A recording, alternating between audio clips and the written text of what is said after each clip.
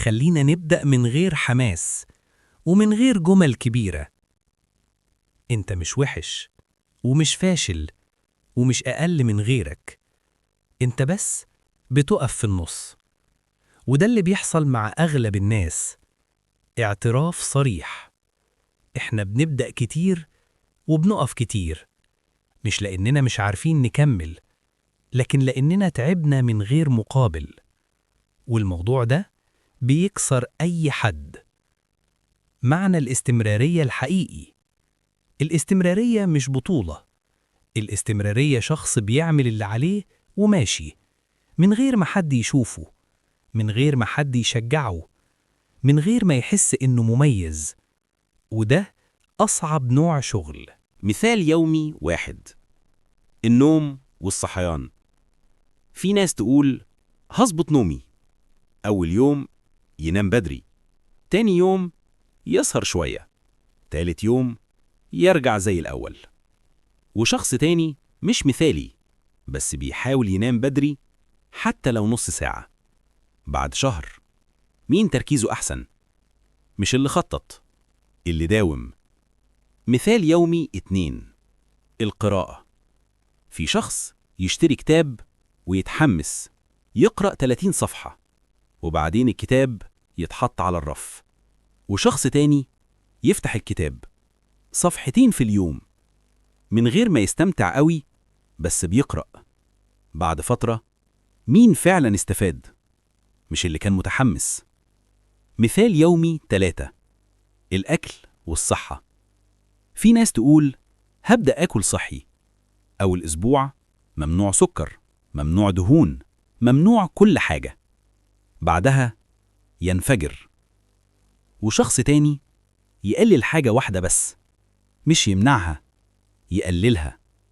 بعد شهور، مين جسمه ارتاح؟ اللي مش استعجل. مثال يومي 4: المسؤولية.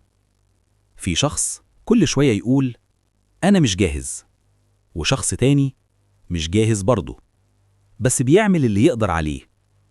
الفرق بينهم مش الشجاعة، الفرق إن واحد مستني إحساس والتاني ماشي من غيره.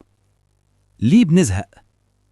لأن دماغنا بيحب المكافأة السريعة، ولو المكافأة اتأخرت يحس إنك غلط. بس الحقيقة أغلب الحاجات الصح مكافأتها بتيجي متأخر.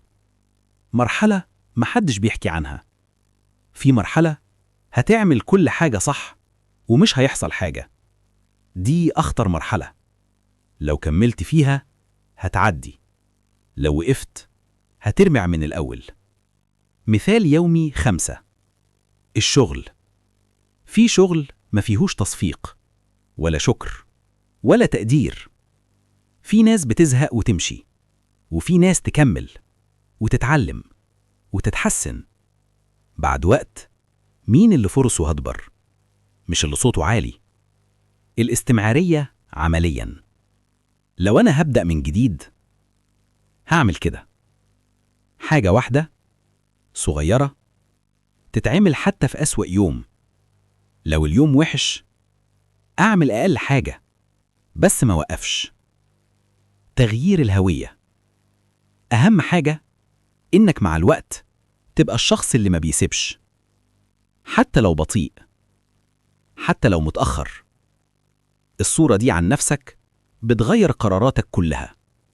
جملة تقيلة: النجاح مش محتاج موهبة عالية، النجاح محتاج نفس طويل.